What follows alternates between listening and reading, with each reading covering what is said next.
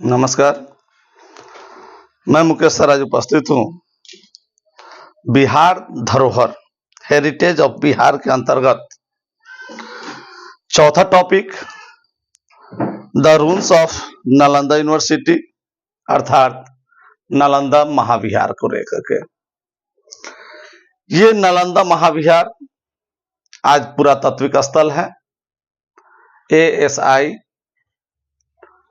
Archaeological survey of India के अधीन है, उसी से संरक्षण प्राप्त है। स्थान है नालंदा और यह लगभग 800 वर्षों तक संपूर्ण एशिया का शिक्षा का केंद्र रहा। संपूर्ण एशिया और यह लगभग 23 हेक्टेयर में फैला हुआ परिसर आज के परिप्रेक्ष्य में, अब उस समय इसका एरिया क्या था आज तक ज्ञात नहीं हो सका है। और इसमें 11 विहार का मतलब होता है बौद्ध भिक्षुओं के रहने का स्थान और 14 मंदिर। इसीलिए अगर मंदिर है तो हिंदू के लिए है, विहार है तो बौद्ध के लिए है। इसका मतलब था कि नालंदा महाविहार यह केवल बौद्ध विहार नहीं बल्कि समस्त धर्मों के लिए था। इस्लाम धर्म के लिए तो उस समय नहीं हो सकता था क्योंकि इस्लाम का उदय नहीं हुआ था, लेकिन सभी धर्मों का इसमें प्रवेश था। और जो शैक्षणिक व्यवस्था थी वह पूर्ण रूप से आवासीय था और शैक्षणिक भवन भी हुआ करते थे उसमें। हालांकि प्रारंभिक अवस्था अगर देखें तो इसकी जो स्थापना हुई थी वह 3rd सेंचुरी में हुई थी, लेकिन 3rd सेंचुरी में एक मठ बना था जो बौद्ध भिक्षुओं का मठ था। लेकिन कालांतर में 5वीं सदी आते आते यानी 5th सेंचुरी में, और उस समय कुमारगुप्त प्रथम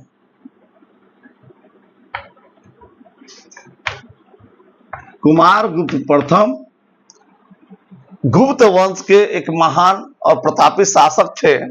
और इसके बाद लगभग इस गुप्त वंश के इससे महान शासक उस वंश में नहीं हुए। तो गुप्त वंश के शासक कुमारगुप्त ने 427 एडी यानी 427 ईस्वी में इस बौद्ध मठ को बौद्ध महाविहार बनाया। यानी बौद्ध महाविहार अगर कहें तो दुनिया का सबसे पहला विश्वविद्यालय, और जहां संपूर्ण एशिया के विद्यार्थी पढ़ते थे और संपूर्ण एशिया से शिक्षक उसमें कार्यरत थे। केवल बौद्ध धर्म की शिक्षा नहीं दी जाती थी, बौद्ध धर्म का तो घर केंद्र था ही। तो बौद्ध धर्म के साथ साथ तर्कशास्त्र, दर्शन शास्त्र, चिकित्सा शास्त्र यानी मेडिकल की पढ़ाई, मैथमेटिक्स गणित की पढ़ाई, क्योंकि आर्यभट्ट का संबंध भी नालंदा महाविहार से था उस समय। ऐसे हालांकि इसके प्रमाण नहीं मिले हैं, लेकिन ऐतिहासिक तथ्य बताते हैं कि आर्यभट्ट भी नालंदा विश्वविद्यालय से संबद्ध रहे। इसके अलावा खगोल शास्त्र की पढ़ाई, साइंस की पढ़ाई, यानी आप देखेंगे तो लगभग हर विषयों की पढ़ाई वहां पे होती थी। और प्रवेश का दायरा तो ऐसा था जैसा आज भी किसी विश्वविद्यालय में नहीं। आज NTA national testing agency central universities के लिए टेस्ट एग्जाम ऑर्गेनाइज करती है, लेकिन उस समय नालंदा महाविहार में प्रवेश के लिए जो द्वारपाल होते थे वह टेस्ट लेते थे। द्वारपाल के मौखिक टेस्ट में यानी ओरल टेस्ट में अगर आप पास होते थे तब आपको अंदर प्रवेश की अनुमति होती थी, तब ओरिजिनल आपका साक्षात्कार होता था, ओरिजिनल इंटरव्यू होता था। आप सोच सकते हैं कि किस प्रकार के विद्यार्थी उस समय रहे होंगे और किस विलक्षित प्रतिभा के शिक्षक रहे होंगे। बाद में कुमारगुप्त के बाद में वर्धन वंश अर्थात हर्षवर्धन कहें और पाल वंशों ने इस महाविहार को आगे बढ़ाने में, संरक्षण प्रदान करने में काफी अहम भूमिका निभाई। तो संरक्षक की बात करें तो हर्षवर्धन और पाल वंश। शिक्षक और विद्यार्थी की बात करें तो शिक्षक लगभग 1000 थे। 1000 शिक्षक थे, कहीं कहीं 2000 शिक्षकों का भी जिक्र होता है। लेकिन एंशिएंट हिस्ट्री में जो अधिकतर जगहों पर जिस चीज का जिक्र हुआ है ना, उसमें 2000 का ही हुआ है, इसलिए आप 2000 इसको मान करके चल सकते हैं। तो 2000 शिक्षक और लगभग 10,000 विद्यार्थी उस समय शिक्षा ग्रहण करते थे। 10,000, और ये 10,000 विद्यार्थी और जो 2000 शिक्षक थे, ये कहां के थे? तो कुछ भारत के, Korea, Japan, Sri Lanka, Indonesia, Tibet, चीन, तुर्की, फारस, नेपाल, यानी एशिया के विभिन्न देशों के शिक्षक और विद्यार्थी यहां अध्ययन और अध्यापन का कार्य करते थे। यह वही महाविद्यालय है, यह वही महाविहार है जहां पे 2 चीनी यात्री एक वेनसंग,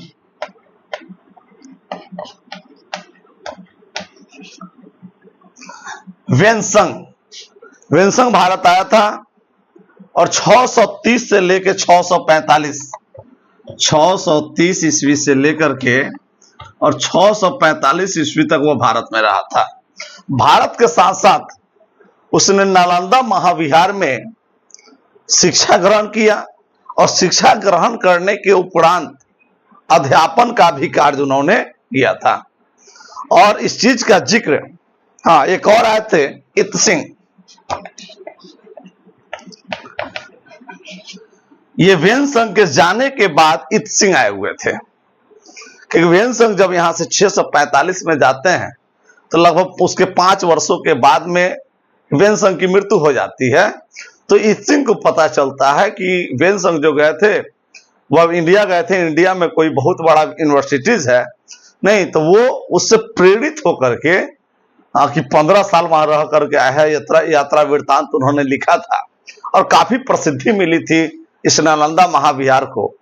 तो इत सिंह इस बात को जब काफी प्रेरित हुआ वेनसंग से, तो वह भी भारत आया था और भारत आकर के वह लगभग इसी नालंदा विहार में उसने भी शिक्षा ग्रहण किया और भारत का भ्रमण किया था। और वह भी लगभग 10-11 वर्षों तक, क्योंकि वह 671 में आया था और 695 में गया था। 671 AD और 691 में गया था, 695। लेकिन वह भारत में लगभग 10 वर्षों तक नालंदा महाविहार में रहा।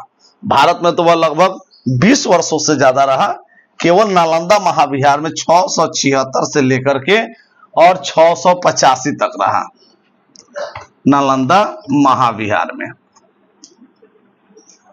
और इसने यात्रा वृत्तांत लिखी। तो वेनसंग की जो यात्रा वृत्तांत थी, उस पुस्तक का नाम है CUकी।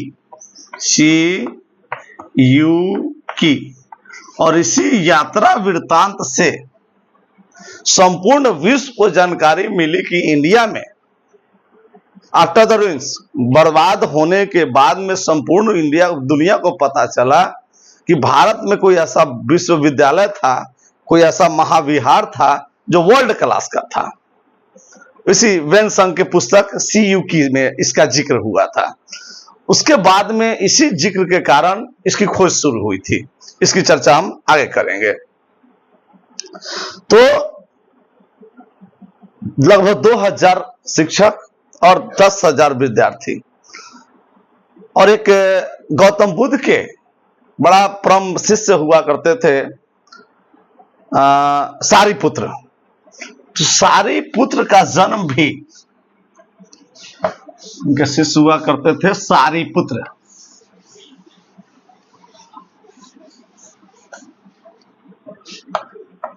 सारिपुत्र ये गौतम बुद्ध के शिष्य थे और गौतम बुद्ध के शिष्य सारिपुत्र का जन्म इसी नालंदा महाविहार वाली स्थान पे हुआ था।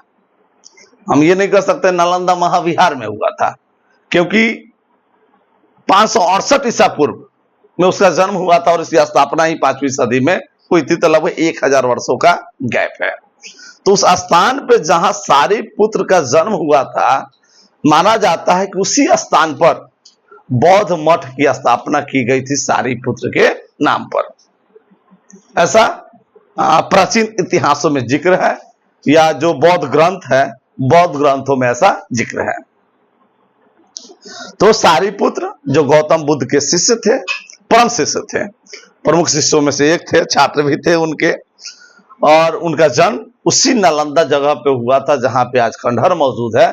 तो माना जाता है कि उसी की याद में वहां पे एक नालंदा मठ का निर्माण किया गया था और वही मठ बाद में उस मठ के स्थान पर कुमारगुप्त प्रथम ने नालंदा महाविहार की स्थापना करवाई थी।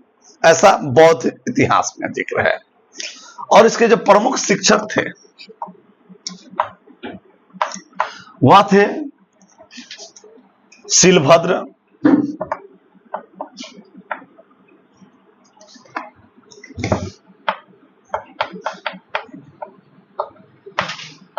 शीलभद्र, धर्मपाल। धर्मपाल तो खैर प्रमुख ही थे, और गुणमती और अस्थिरमती, मुख्य गुणमती और अस्थिरमती ये प्रमुख थे। शीलभद्र जिस समय यहां के प्रमुख थे, उसी समय वेनसंग का आगमन हुआ था। वेनसंग का आगमन हुआ था। तो आप इसकी यूं को सोच सकते हैं कि शीलभद्र जो रहे होंगे वह 630 और 645 इस बीच निश्चित ही रहे होंगे, क्योंकि इस समय वेनसंग आया था। और जब शीलभद्र रहे होंगे और वेनसंग रहे होंगे, तो निश्चित ही भारत का जो उस समय शासक रहा होगा वो हर्षवर्धन रहा होगा, क्योंकि उस समय भारत में जो शासक थे वो हर्षवर्धन थे। तो तीन चीजें मिल रही हैं, एक वेनसंग के समय शीलभद्र और शीलभद्र के समय ही हर्षवर्धन, और हर्षवर्धन के दरबार में वेनसंग गया था, क्योंकि उसकी पुस्तक सीयूकी में हर्षवर्धन का भी जिक्र है। तो ये बातें स्पष्ट हो गई। एक बातें जो स्पष्ट नहीं करती है वह उसकी भी हम चर्चा करेंगे इसी से संबंध में, शीलभद्र के संबंध में। तो सभी करमबाई वहां के प्रधान और प्रमुख भी रहे हैं। तो ये था उस समय के नालंदा महाविहार का ये प्रसिद्धि। अब थोड़ी सी हम चर्चा करेंगे कि जब बख्तियार खिलजी, क्योंकि मोहम्मद गोरी का सेनापति था बख्तियार खिलजी, और 1192-93 में वह भारत आया, तो मोहम्मद गोरी और महाराणा प्रताप के बीच में,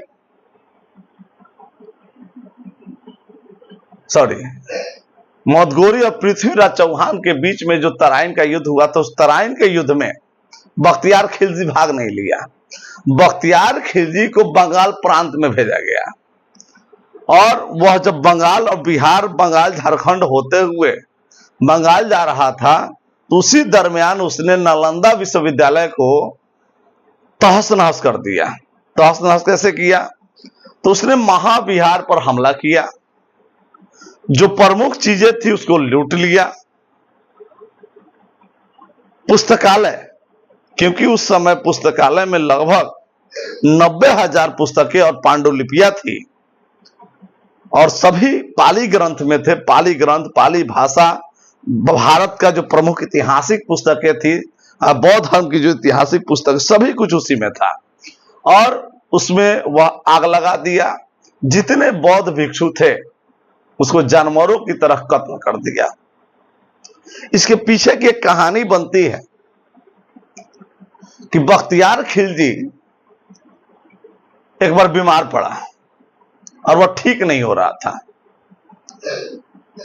यह कहावत है, इसकी वास्तविकता का क्या संबंध है इसको भी मैं बता रहा हूं कि वास्तविक है या नहीं है, कि काल्पनिक कहानी। कहानी अगर वास्तविक भी होगी तो उसके साथ जो नाम जुड़ेंगे वह गलत होंगे। तो बख्तियार खिलजी बीमार पड़ा, बहुत सारे वैद्य हकीम से उसने दिखाया लेकिन वह ठीक नहीं हुआ और वह क्या कहते हैं, विशुद्ध, वह इस्लामिक धर्म को मानने वाला था। तो किसी ने उसे बताया कि नालंदा महाविहार के एक अध्यापक हैं जो महान चिकित्सक भी हैं, आप उनसे एक बार मिल लीजिए। लेकिन यह बोला कि नहीं, वो तो काफिर है, वो हमारे धर्म का नहीं है, इसलिए हम नहीं उससे मिल सकते हैं। लेकिन अपने बच्चों और बीबी के जिद के कारण इन्होंने उस अध्यापक से, उस चिकित्सक से मिलने का निश्चय किया। जब ये गए मिलने, चिकित्सक, और बख्तियार खिलजी भी था, तो बख्तियार खिलजी ने कहा कि तुम काफिर हो और हमारे धर्म के खिलाफ हो, इसलिए तुम मुझे कोई भी इलाज करो, लेकिन शर्त यह है कि मैं तुम्हारी कोई भी चीज नहीं खाऊंगा और तुम मुझे छू नहीं सकते हो। तो उस चिकित्सक ने कहा कि क्या तुम कुरान पढ़ते हो? इसने बोला कि हाँ। कैसे पढ़ते हो? तो बोला कि मुंह में से थूक लगा करके पन्ना पलटता हूं और पढ़ता हूं। उन्होंने कहा ठीक है ना। उन्होंने एक कुरान भेंट दी उसको और 2-3 दिन कुरान पढ़ने के बाद में इसकी तबीयत पूर्ण रूप से ठीक हो गई। कहा जाता है कि उस चिकित्सक ने उस कुरान के पन्नों पर दवाएं लगा दी और वह जैसे ही टच करता था जीभ से और पन्ना पलटता था तो पन्ना में से दवा उंगलियों में सरता था और मुंह में चला जाता था। इस प्रकार वह ठीक हो गया। जब वह ठीक हो गया तो बाद में जब उससे ज्ञात हुआ कि हमें पन्ने में दवा लगाई गई थी तो वह काफी क्रोधित हो गया कि दवाएं जो है वह काफिर के हाथ का है और मेरा धर्म संकट में है, मेरा धर्म नाश हो जाएगा। नहीं, इसलिए उसने निश्चय किया कि मैं उस चिकित्सक सहित उस क्षेत्र को ही, उस संस्थान को ही खत्म कर दूंगा। और यह कहानी जो बुना गया है, इसमें जो चिकित्सक का जिक्र किया गया है वह शिलभद्र का किया गया है। लेकिन शिलभद्र जो है, आप देख रहे हैं कि 630 से 645 ईस्वी के आसपास है और बख्तियार खिलजी जो है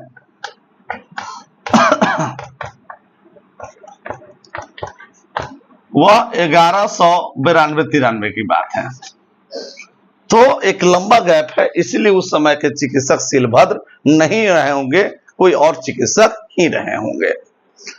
तो बख्तियार खिलजी ने नालंदा महाविहार को विनष्ट कर दिया।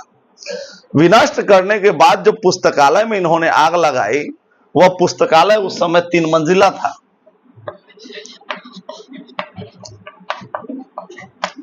तीन मंजिल का था और लगभग 90,000 पुस्तक और पांडुलिपियां थी। अब जरा सोच रहे होंगे कि इस जो पुस्तकालय में आग लगी वह 3 माह तक धू धू कर जला, धू धू कर जला।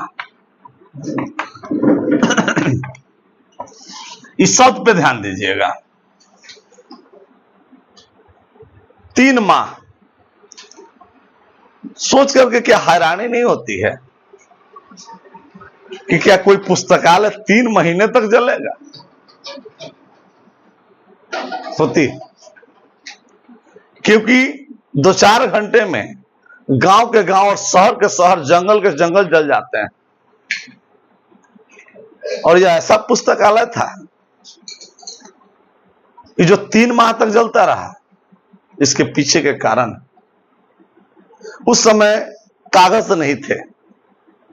जो भी लिपियां, पुस्तकें लिखी जाती थी वह या तो किसी पेड़ के पत्तों पर लिखी जाती थी या ताम्र पत्र पे लिखे जाते थे। ताम्र पत्र का मतलब होता है तांबे पर, तांबे की पत्ती पर उघेर कर, उभार दे करके लिखी जाती थी। तांबा नरम धातु में आता है और कोई अगर पुस्तक या लिपि अगर पेड़ के पत्तियों पर भी लिखे जाते थे तो उसके जो कवर होते थे वह तांबे के होते थे। तो तांबे के यानी किसी भी धातु में दबा हुआ वस्तु जल्दी नहीं जलेगा, क्योंकि उसको ऑक्सीजन वहां तक नहीं पहुंच पाएगा। तो धीरे धीरे ताम्र पत्र गलेगा तो पुस्तक उस पेपर में या पत्तियों में आग पकड़ेगा तो धुआं ज्यादा होंगे और धीरे धीरे जलेंगे।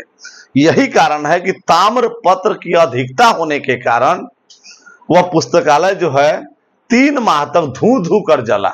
एक बार लपटों में, आग की लपटों में नहीं जला है, वह धुआं धुआं होते रहा और जलते रहा है। 3 माह तक देखा गया है।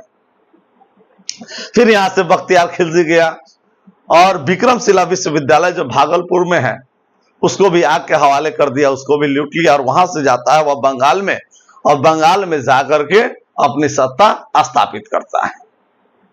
उधर वह बंगाल में सत्ता स्थापित करता है और इधर दिल्ली में, यानी उस समय लाहौर में ही सही, 1206 में गुलाम वंश की स्थापना होती है कुतुबुद्दीन ऐबक के द्वारा और वहां से यह खंडहर में तब्दील हो जाता है। तब्दील होने के बाद में यह चीजें पूरी तरह से गायब हो जाती है, लोगों के ज्ञान से, नजर से खत्म हो जाती है चीजें कि यहां भी कोई चीजें थी। समय बीता गया और लगभग 1000 वर्षों में यह पूर्ण रूप से मिट्टी से, बाढ़ से क्षति होते होते पूर्ण रूप से यह ढक गया। अब केवल यह टीला मात्र बच गया। लेकिन घटना है 1812 ईस्वी की। 1812 ईस्वी में क्या होती है कि जो वेन संघ की पुस्तक है वह ब्रिटेन तक पहुंचती है, फ्रांस तक पहुंचती है और पूरा विश्व उसको पढ़ता है। पढ़ने के बाद में पता चलता है कि भारत में ही शिक्षा का प्रमुख केंद्र हुआ करता था, उसके बाद ही कहीं शिक्षा का प्रमुख केंद्र बना है। तो जिज्ञासाएं जगती है और 1812 ईस्वी में एक फ्रांसिस यानी फ्रांसीसी सर्वेक्षक है, सर्वेयर हैं, Francis Buchanan Hamilton. Francis Buchanan Hamilton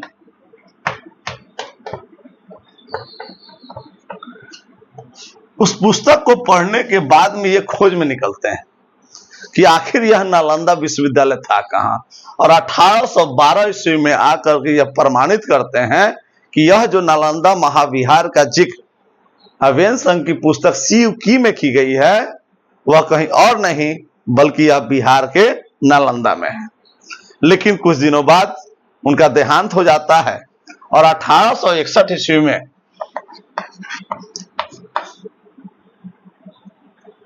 पुरातत्विक खोज के जन्मदाता भारत में खास करके सर अलेक्जेंडर कनिंघम,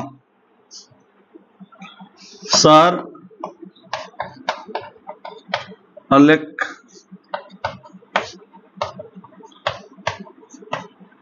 कनिंघम यह पूर्ण से प्रूव कर देते हैं कि यह नालंदा महाविहार है। यानी ब्रिटेन की तरफ से सर अलेक्जेंडर कनिंघम और फ्रांस की तरफ से फ्रांसिस बुकनान हैमिल्टन प्रमाणित करके चले जाते हैं कि यही है, चिन्हित करते हैं, लेकिन पूर्ण पहचान जो देते हैं वह सर अलेक्जेंडर कनिंघम देते हैं। जब पहचान हो जाती है तो निश्चित ही उसकी खुदाई जरूरी है, खुदाई होगा तब तो प्रमाण सामने आएगा।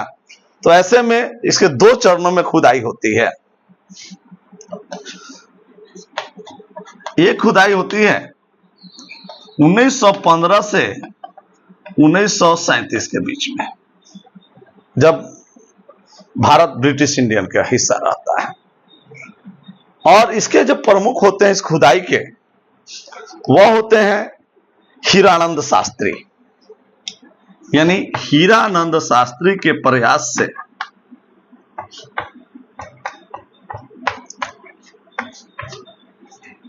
1915 से लेकर 1937 तक इसकी खुदाई होती है। और इस खुदाई में प्रमुख भवन, पुस्तकालय और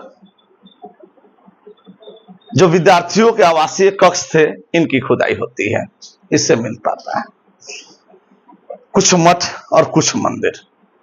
लेकिन दूसरा चरण 1974 से 1982, 1974 से 1982, जो आज हम नालंदा महाविहार पढ़ते हैं इतिहास में, यह इतिहास में 1982 के बाद से आया है। ये चीज ध्यान रखिएगा, क्योंकि ऐतिहासिक पहलू प्रमाण सभी खत्म हो गए थे।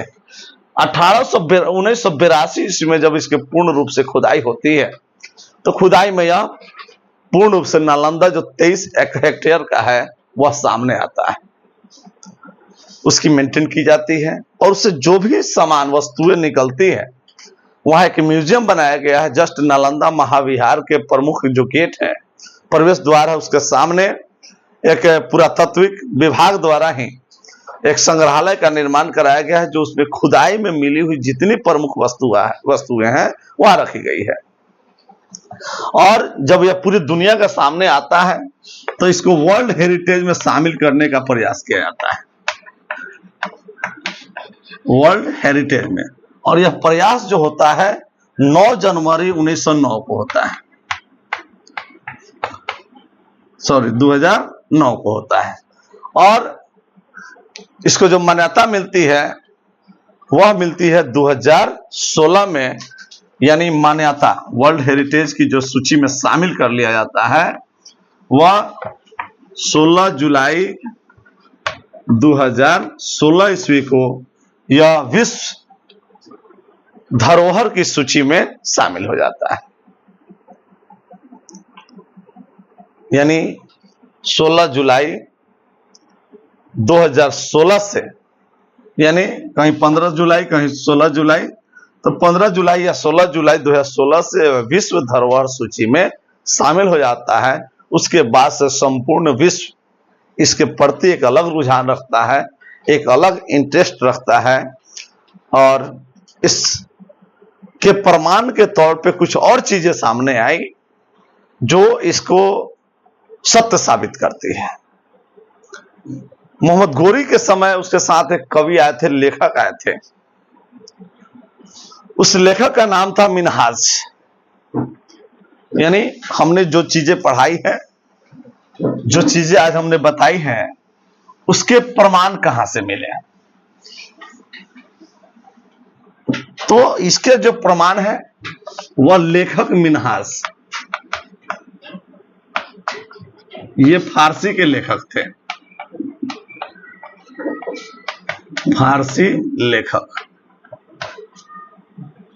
मिनहाज। और एक तारानाथ, 2 जन। तारानाथ बहुत बड़े बौद्धिस्ट, इनके लेख से, ये तिब्बत के थे तारानाथ। तारानाथ के नाम पे बहुत सारे भारत में मंदिर है। और मिनहाज जो थे, ये मोहम्मद गोरी के समय आए थे। और मिनहाज की जो पुस्तक थी तबाकत ए नासरी, इनकी पुस्तक थी तबाकत ए नासरी। इसी पुस्तक में उन्होंने नालंदा के विनष्ट होने की कहानी लिखी थी, क्योंकि यह घटना उस समय की है जिस समय ये लेखक हुआ करते थे।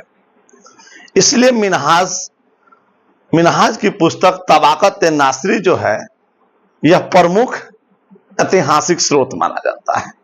और तारानाथ उस समय यहां से कुछ दिन पहले ही गए थे, तो उनकी भी पुस्तक से ये स्रोत मिलते हैं कि नालंदा का बर्बादी, नालंदा का विनष्ट कैसे हुआ। तो ये 2 परमाणु के आधार पर आज हमने यह वीडियो बनाया नालंदा महाविहार का, और इस वीडियो में लगभग हमने उन सभी तत्व, ऐतिहासिक तत्वों को शामिल किया जो जिसके प्रमाण मिलते हैं। तो आज के लिए इतना ही, फिर अगले दिन हम किसी अन्य टॉपिक के साथ इसी तरह बिहार के धरोहर में मिलते हैं। तब तक के लिए धन्यवाद।